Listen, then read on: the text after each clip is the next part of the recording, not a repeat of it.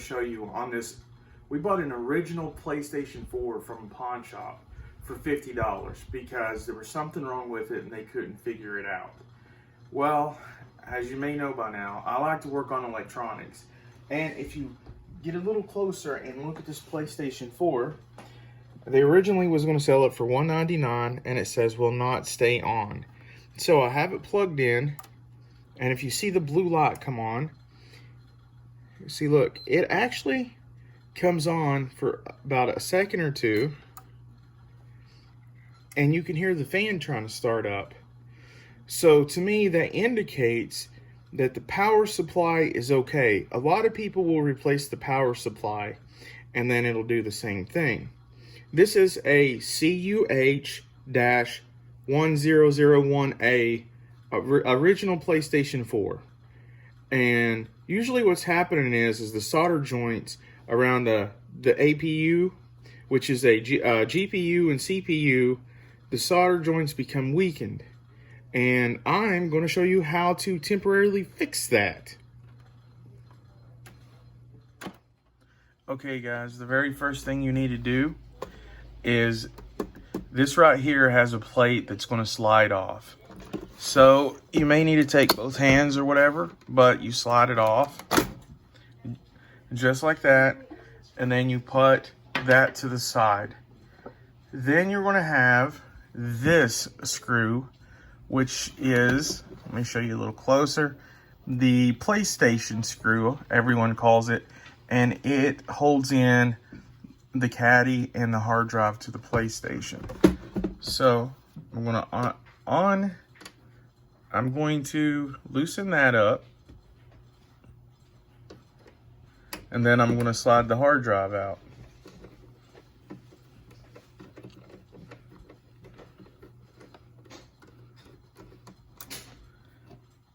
Okay, and always put your screws somewhere that you know you're not going to lose them. You don't want to lose them at all. So then you take your finger and you just pull back. And this right here, this metallic enclosure that's wrapped around this metal thing is called the caddy. The metal thing right here is your hard drive. That's where everything that is saved digitally onto your PS4 is stored right there. And if you want to upgrade your hard drive, that's how you do it. Partly, I have videos on it that you can watch, and these screws can take your hard drive out of that caddy. Okay, I'm going to set that to the side. Now, what you need next is a Torx 8 security bit. Now, I know what you're thinking. What's the difference between a regular Torx 8 and a security bit Torx 8? Well, if you look right here, you're going to see that in a regular Torx bit, it's not going to have the hole in the middle. Okay, these have the hole in the middle because they have a little metal rod that goes up that tries to prevent people from putting a bit in there. So I'm going to use the Torx 8 security bit. And you can buy these at like Walmart, Tractor Supply, or even order them online. They're pretty cheap, around, I think we paid like $7 for this set, and they've helped out quite a bit. Okay, I have the Torx 8 bit onto this screwdriver. And the first thing you want to do, there's going to be 2 screws in the PlayStation 4. All right, there's going to be one right here, and there's going to be one right here, because you're going to need to take this plastic piece right here off.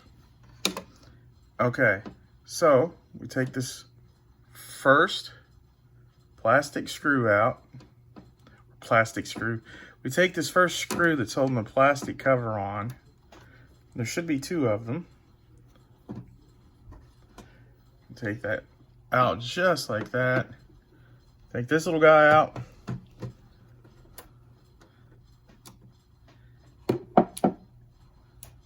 We're going to lay it to the side, and then you're going to look in the back of your PS4.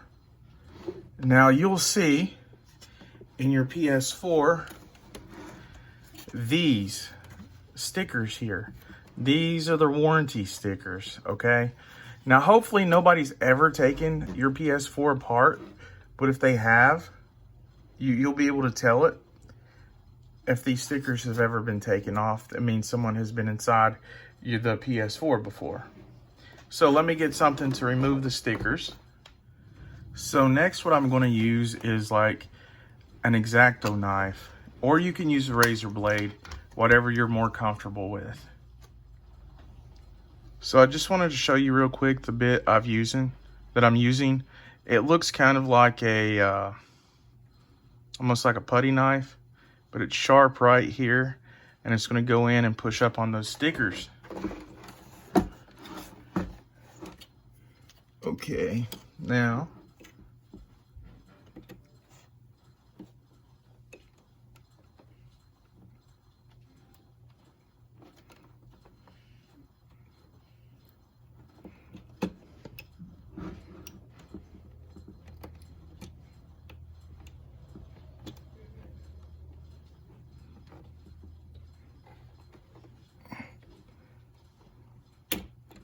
needed to go in, and this will void your warranty, by the way.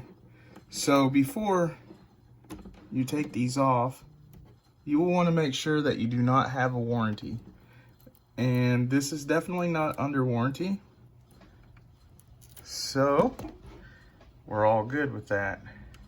The screw that needs to come out first, and actually the only one really, is this one, so that I'm going to be able to take the top off. We put that in there, and we start taking out the screw.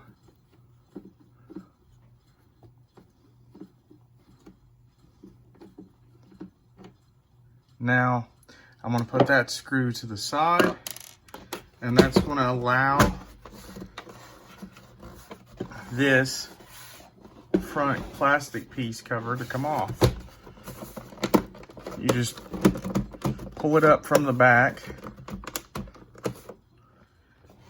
Okay, so from the back here, you'll want to put your hand under there and pull up, but not too hard. And just pull it straight up.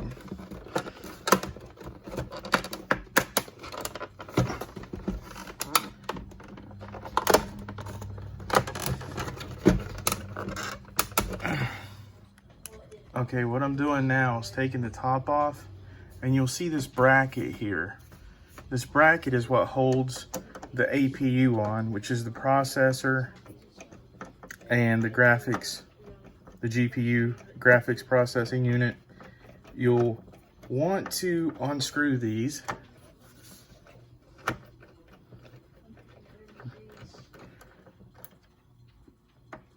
Just like that. And we're going to put some washers underneath here to make this have a tighter fit.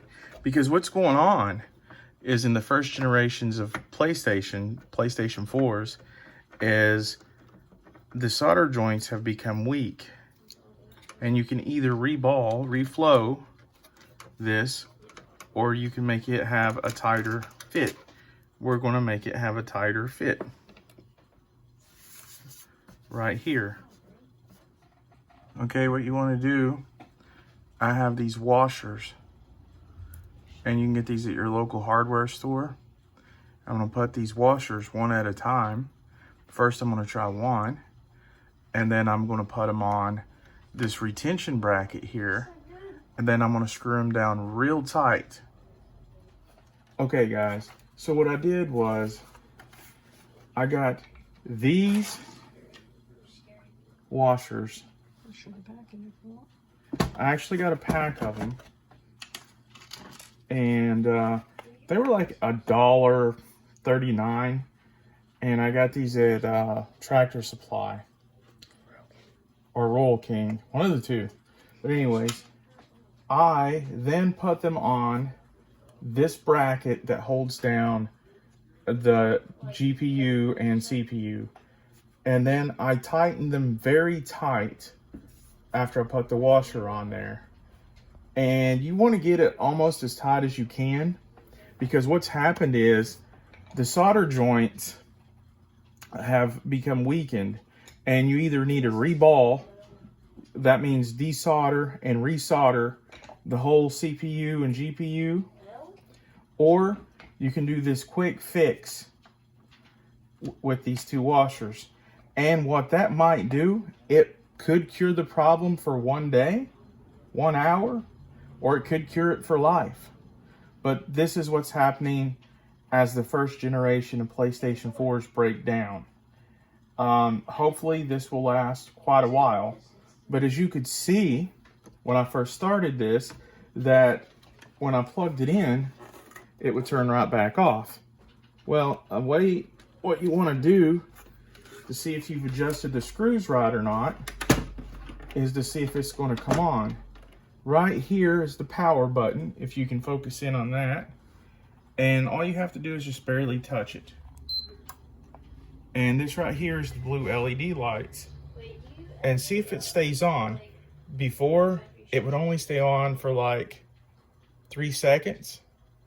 And you'll want it to turn the light eventually turns white, and then that means it is fixed. So in this case, it looks like it's ready to be put back together. And like I said, this could last a couple of seconds to years. This is just a way, something for you to try to get your PlayStation 4, your original PlayStation 4 back up and running. And I hope this works for you. So I'm going to put this back together now and hook it up to the TV and show you that this works. Okay, so what you want to do, and what I'm going to do before you put this top back on, you want to see if you're going to get a video signal and if it'll stay on. And that's what I'm going to do here.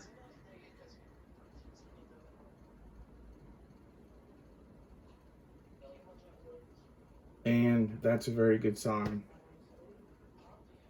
because we had no video signal at all before, and all we need to do is connect the DualShock using the USB cable and push the power button. And that's what I'm going to do. Anyways, what I'm doing now is plugging in the USB cord, and I'm plugging in the DualShock 4. And then, looks like I need to update the PS4, which I'll do that.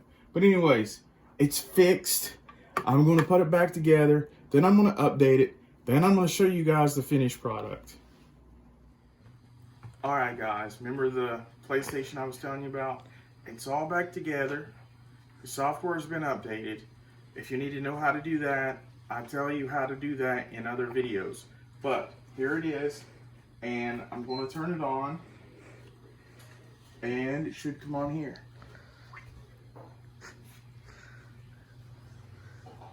So it's going to power up. Ooh, PlayStation logo. And right now we're at 6.72 on the operating system. 7.0 is going to come out sometime this week, and you know, it's going to have all kinds of goodies. But for right now, that's what we have. And press the power button. And we're going to skip that. The controller's charging. This is a 500 gigabyte hard drive. I'll show you guys that real quick. Which, that's easy to update too if you want a bigger hard drive. But this is the vanilla 500 gigabyte, means the one that came with it. And we do have one game inside, and it's been updated. It is Farming Simulator. You know, I put that in so you can see that the Blu-ray drive works. You can see here, see it ejects. And then we're going to put Farming Simulator 19 back in. And then once it comes on, I'm going to start it, and you'll see that it works. This little tiny workaround works, guys, and you won't have to pay out big bucks. But like I said, as a disclaimer, it could work for 5 minutes, it could work for 5 years. But I hope you like the fix. See, look right here. It's loading. You know, I'm going to make some crops.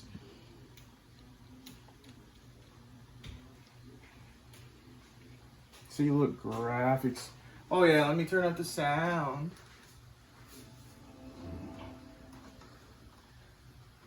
See there, guys? Woo! So I think that's enough to show you that this works. Anyways, if you like my videos, guys, subscribe. I mean, that's just the thing to do.